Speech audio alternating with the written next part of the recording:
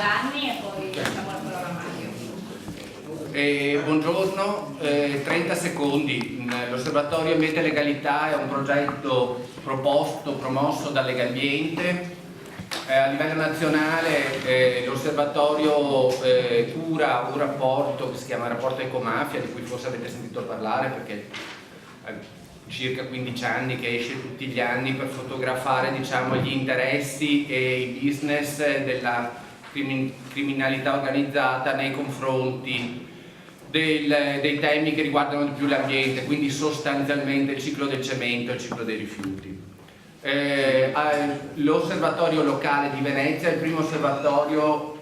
su ambiente e legalità che riguarda il Nord Italia. Questa specificità del Nord Italia ci ha condotti a fare delle ipotesi su cosa voglia dire la questione delle aggressioni e della criminalità ambientale in questo territorio, e cioè sostanzialmente che secondo noi non esiste una sfera illegale di organizzazioni criminali da una parte che assaltano un sistema legale pulito che funzionerebbe bene dall'altra, ma il processo che ci sembra più credibile analizzare è un sistema abbastanza interrelato e abbastanza confuso di pratiche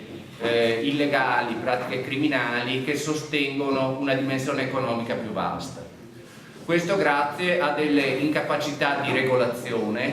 a dei buchi e a delle compromissioni anche a livello amministrativo e politico. Questa è l'ipotesi da cui partiamo, però la nostra, come dire, tensione, la nostra modalità è una modalità di ricerca, quindi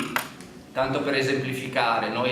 stiamo promuovendo una ricerca sul tema del ciclo del cemento nel Veneto orientale, nell'area litoranea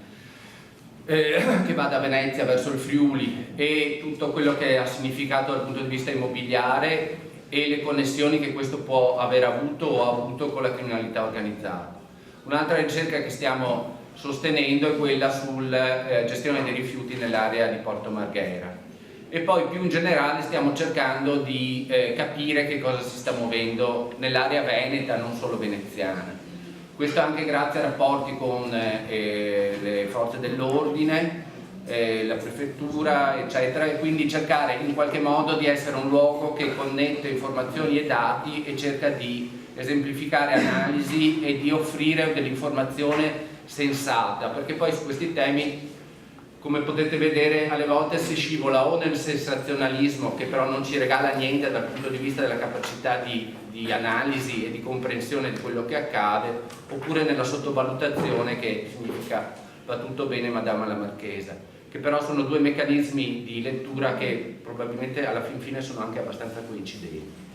Invece quello che noi stiamo cercando di fare è quello di aprire dei processi di comprensione. Con questo ciclo di incontri che abbiamo chiamato Dark Economy, per cui la parte nera dell'economia del nord-est sostanzialmente, e su questo noi abbiamo individuato il tema del traffico dei rifiuti, della corruzione,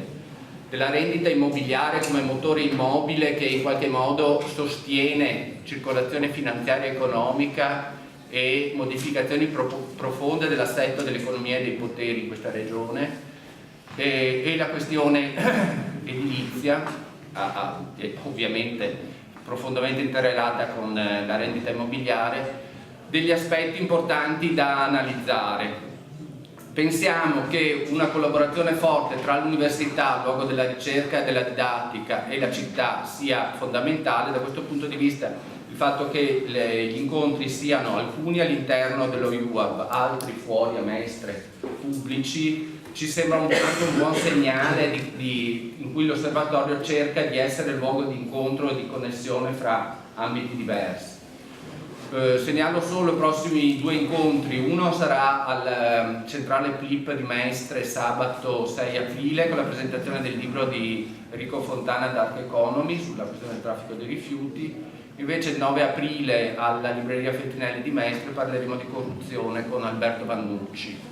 Seguendo un po' i diversi incontri, compreso quello di oggi, l'ipotesi è che forse potremmo individuare molte correlazioni e molti nessi, e poi vedremo alla fine di questi incontri di trarne magari qualche conclusione provvisoria. Mi fermo qua. Grazie per questo invito e grazie anche a voi così numerosi. Spero di essere di qualche utilità per le vostre attività di studio. Ecco, come ha detto la professoressa Laura, io ho iniziato questa attività di analisi, di studio un po' sulla spinta di una polemica che avevo iniziato da amministratore, cioè a un certo punto io mi ero accorto che c'era qualche cosa che non funzionava nel modo di vedere le questioni urbanistiche. Cioè c'è stato un periodo in cui molti amministratori pubblici, per sostenere un eccessivo consumo di suolo o un piano territoriale o la realizzazione di un centro commerciale, eccetera, si giustificavano dicendo, certo sì, soprattutto di fronte alle organizzazioni ambientaliste che magari contestavano quanto si stava approvando, dice certo facciamo un sacrificio territoriale, rinunciamo a un pezzo di verde, a un pezzo di parco, a un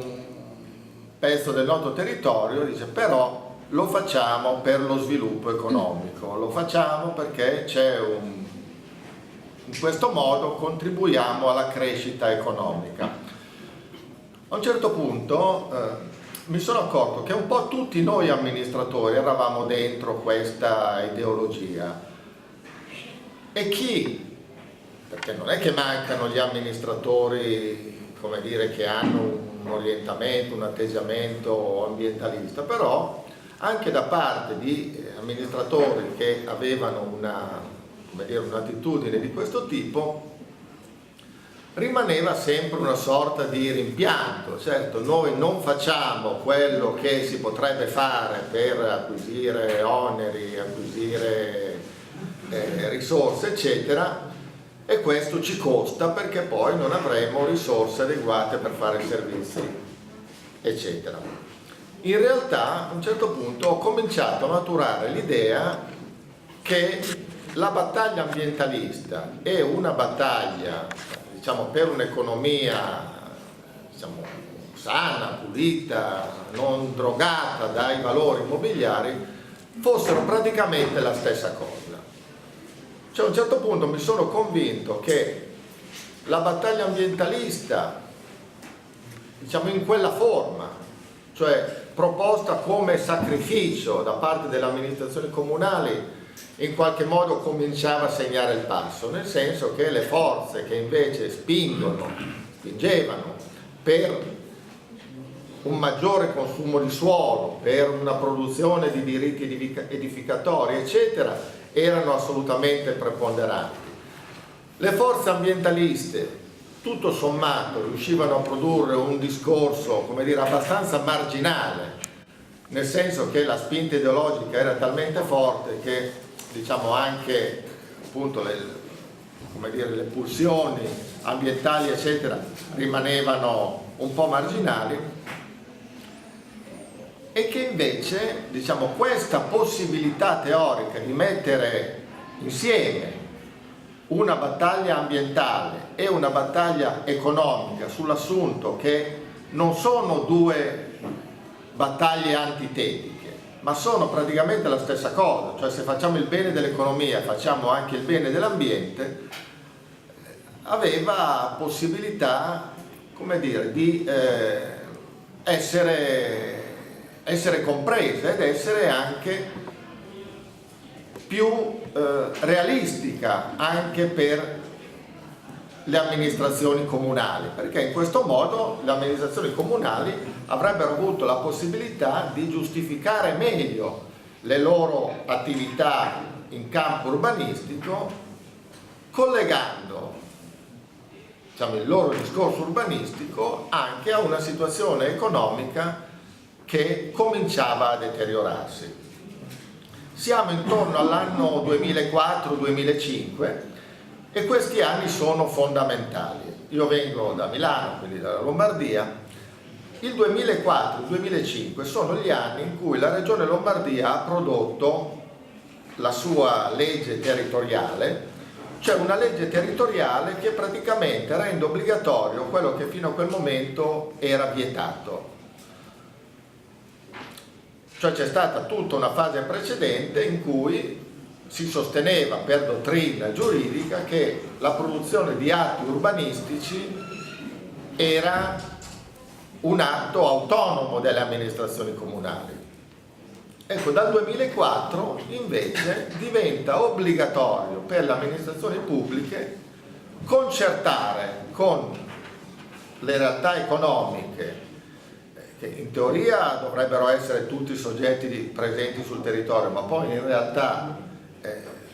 queste realtà economiche si riducono ad essere gli immobiliaristi. Ecco, diventa appunto obbligatorio che le amministrazioni pubbliche, nel produrre i piani di governo del territorio, insomma le deliberazioni più importanti che riguardano la pianificazione del territorio, concertino,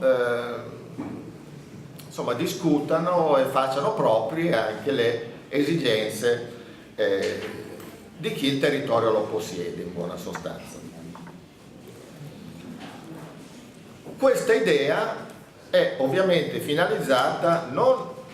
al massimo contenimento di uso del suolo, ma è finalizzata a produrre il massimo di utilizzo di suolo. A un certo punto mi sono convinto però che anche questa visione, cioè facciamo in modo che l'utilizzo del suolo sia ridotto il meno possibile, aveva, come dire, non solo era debole come posizione, ma da un punto di vista economico non significava granché, perché tu puoi utilizzare poco suolo, ma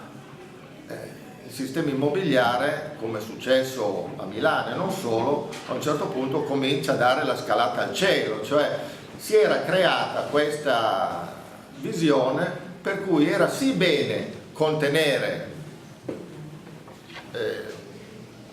consumo di suolo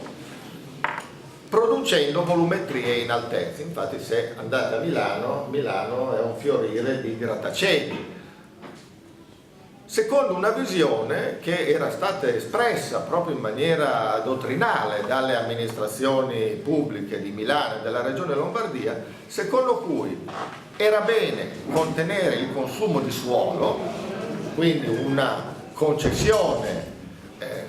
ideologica alla visione ambientale, ma producendo come se ci fosse una regola metafisica, cioè per cui il suolo doveva produrre una certa quantità di diritti edificatori, e che però non si capisce da dove derivasse questa idea che dal suolo bisognasse produrre una specifica quantità di volumi edificatori, e che però questa quantità di volumi edificatori potesse essere sviluppata in altezza invece che in orizzontale, in maniera che si potesse, come dire, dichiarare e mostrare che di consumo di suolo non se n'era consumato poi tanto. Sulla base di questo, come dire, il passaggio ulteriore dal punto di vista, come dire, della formulazione teorica diventava in sostanza un assunto propriamente di carattere economico, cioè che non ha molto a che vedere con l'urbanistica, che in sostanza è questo, cioè attraverso il consumo di suolo la nostra società sta producendo moneta sonante. E se ci pensate, questo non è in sé una, come dire, una scoperta particolarmente originale, cioè nel senso che è evidente che la valorizzazione dei suoli produce moneta. Cioè se un suolo agricolo vale 100, basta un atto di un'amministrazione comunale che su quel suolo, a quel suolo attribuisce una determinata capacità edificatoria, e quel suolo vale molto di più. Ma questo lo sanno gli urbanisti, lo sanno gli economisti, lo sanno gli amministratori. E in Italia c'è stato un dibattito storiografico che è durato 100 anni, cioè almeno dall'Unità d'Italia in poi, sull'utilizzo della rendita, cioè sulla possibilità che la produzione monetaria attraverso la variazione d'uso dei suoli producesse una ricchezza da destinare allo sviluppo della collettività. Oggi però, come dire, questo aspetto a mio avviso viene quasi misconosciuto dalle amministrazioni pubbliche. Non c'è nessuna amministrazione pubblica, cioè non c'è nessun sindaco, nessun assessore all'urbanistica che quando promuove un piano di sviluppo del territorio si pone il problema nei termini in cui secondo me se lo dovrebbe porre, cioè non solo dal punto di vista, come dire, del bene del comune, cioè se è bene fare un centro commerciale dal punto di vista della viabilità o meno, se è bene realizzare un quartiere dal punto di vista dello sviluppo abitativo e dello sviluppo demografico della città, ma se è bene fare quella determinata cosa anche dal punto di vista dell'economia. In particolare io facevo questo ragionamento quando voi avete sentito in questi ultimi mesi il caso dell'Ilva di Taranto. Al di là di quello che pensiamo su questo episodio che riguarda lo sviluppo industriale del paese, così come si è venuto a determinare dal Risorgimento ad oggi, però rimane il fatto che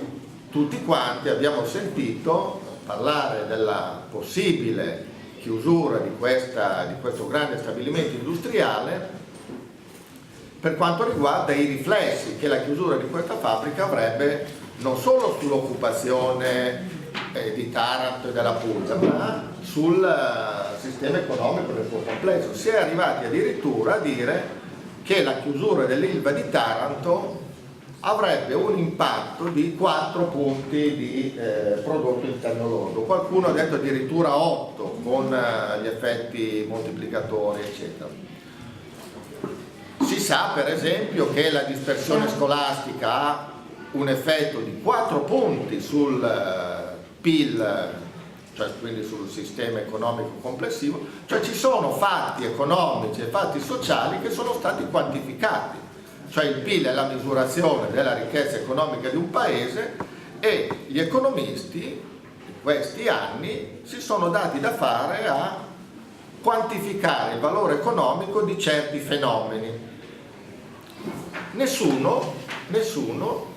si è mai dato da fare per quantificare quanto vale in termini di prodotto interno lordo il piano territoriale di un paese. E pensate che questo in un certo senso è molto paradossale, perché il nostro paese è diviso al 100% su territori comunali ed è quindi ogni cosa che viene fatta in un comune, un piano regolatore, un piano di sviluppo territoriale, non è difficile comprendere che ha una natura di carattere economico, perché mette in moto il sistema edilizio, mette in moto il sistema delle bonifiche, mette in moto appalti, cioè è indubbio che un piano territoriale è un fatto economico. Però questo, come dire che non lo si sappia è sbagliato, però credo che corrisponda al vero se diciamo che questo fatto non è sufficientemente interiorizzato